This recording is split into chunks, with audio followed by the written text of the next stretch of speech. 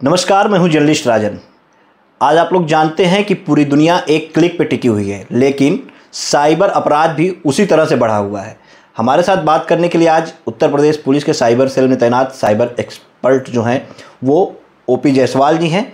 हम इनसे बात करेंगे कि साइबर अपराध करने के वालों का तरीका किस तरह से है, किस तरह से आम जनता जो है साइबर क्राइम के जाल में फंस जाती है और क्या उससे बचाव के तरीके हैं। ओपी जी, बहुत बहुत स्वागत है आपका हमारे चैनल पे। बहुत धन्यवाद राजन जी, आपके व्यूवर्स को बहुत धन्यवाद।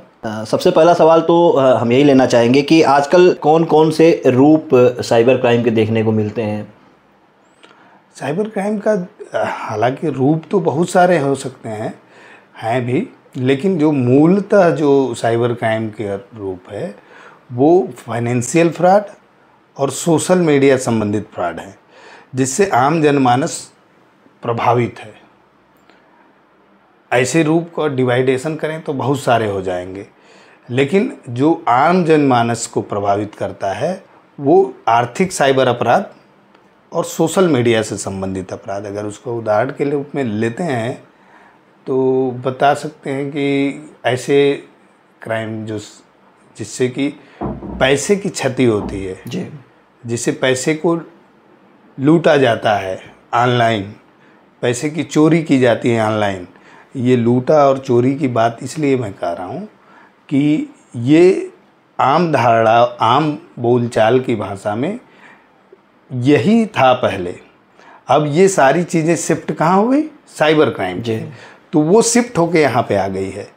तो इस तरह से हम ये कह सकते हैं कि जो आर्थिक साइबर अपराध है वो इस समय मूल है साइबर क्राइम का, और दूसरा है सोशल मीडिया से संबंधित अपराध। जैसे किसी की फेक आईडी बना लिया गया, किसी की आईडी को हैक कर लिया गया, किसी के नाम से किसी को गाली दे दिया गया सोशल मीडिया पे, या किसी को डायरेक्ट ही किसी ने सोशल मीडिया अकाउंट पे दूसरे की आईडी, फेक आईडी बना के माने बच्चियों को स्टॉक कर रहा है। तो इस तरह से सोशल मीडिया के क्राइम हो जाते हैं और इस तरह से फाइनेंशियल फ्रॉड हो जाते हैं। ये मूल रूप से हैं। ऐसे देखेंगे तो साइबर क्राइम के और सारे, आजकल तो टेररिज्म भी इस पे जो है देखने को मिलता है, लेकिन जो हम लोगों को देखा इस क्षेत्र में देख सकते हैं हमारे पूर्वांचल में या यूपी में, तो ये आर्थिक साइबर अपराध ही मूल है और दूसरे नंबर पे।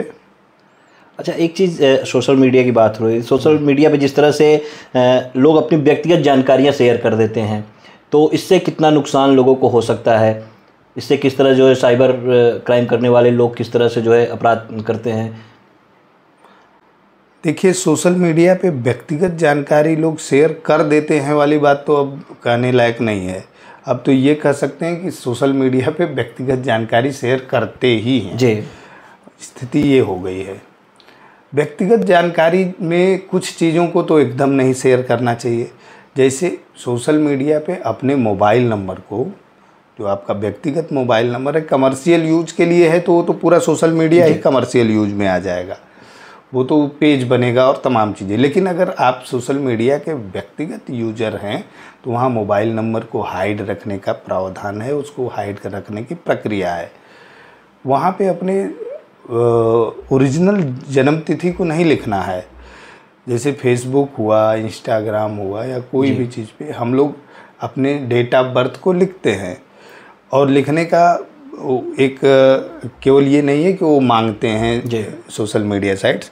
अगर देखा जाए तो हमें जो है जन्मदिन के अवसर पे एक विशेष भी आ जाती है, बिल्कुल मिलते हैं, और वो पहले से लोग पता भी चल जाता है कि हाँ कल इनका बर्थडे है, विश करना है।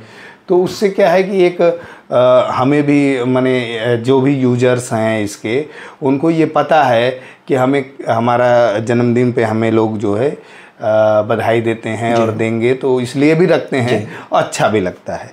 तो वो हम नहीं कह रहे हैं कि नहीं रखना है, आप रखिए, लेकिन उसमें एक चेंजिंग हम कर सकते हैं, वो वर्ष का। भाई अगर हमारा जन्मदिन दिसंबर के 5 दिसंबर को अगर है तो 5 दिसंबर को विशेष आएंगे जी। अब वो 1990 है, 1998 है, सन 2000 है, 2004 है, उससे किसी को कोई मतलब नहीं है। बिल्कुल बिल्कुल। तो ये थोड़ा सा अगर हम इसमें सावधानी बरतें तो जन्म तिथि हम सार्वजनिक नहीं होने देंगे। सही सही कहा। तो इसको बचाना चाहिए। तो हमने बताया कि मोबाइल नंबर और जन्म तिथि ये तो ऐसी चीज़ है जो कि कतई भी सार्वजनिक ना हो, क्योंकि उसके यूजेस से बहुत सारी चीज़ें की जा सकती हैं। मोबाइल नंबर और जन्म तिथि के यूज़ से पैन कार्ड की डिटेल और तमाम ओपन सोर्स वेबसाइटें हैं जिसमें ये मिल जाता है, क्योंकि नाम तो आपका छुपा नहीं है। तो इसलिए ये 2 चीज़ बचाना चाहिए। और सार्वजनिक करने में कुछ चीज़ें इस तरह से होती हैं कि हम कहीं जा रहे हैं या मानते हैं कि हम जा रहे हैं माता वैष्णो देवी धाम दर्शन पूजन करने, तो कोई बात नहीं, जाइए। और यहाँ पे एक बात होती है कि सब लोग अपडेट करता है जब कहीं हिल स्टेशन जा रहा है, कहीं नई जगह जाता है, अपडेट करता पल है। पल की अपडेट लोग डालते रहते हैं, फोटो वगैरह, हाँ, स्टेटस लगाते रहेंगे, स्टोरी लगाते रहते हैं। Right right.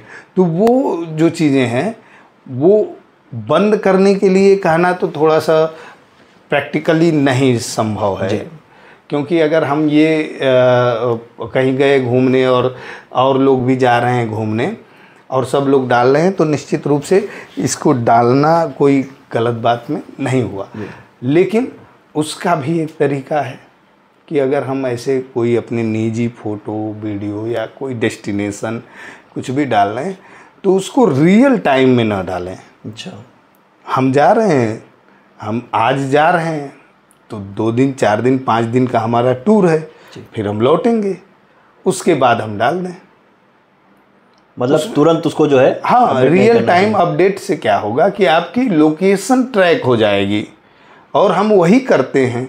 हम वंदे भारत से जा रहे हैं तो हमने वंदे भारत की सेल्फी ली और वंदे भारत में एंट्री किया। अब आप उसी समय जब पोस्ट करते हो तो जर्नी स्टार्ट हमने पोस्ट कर दिया।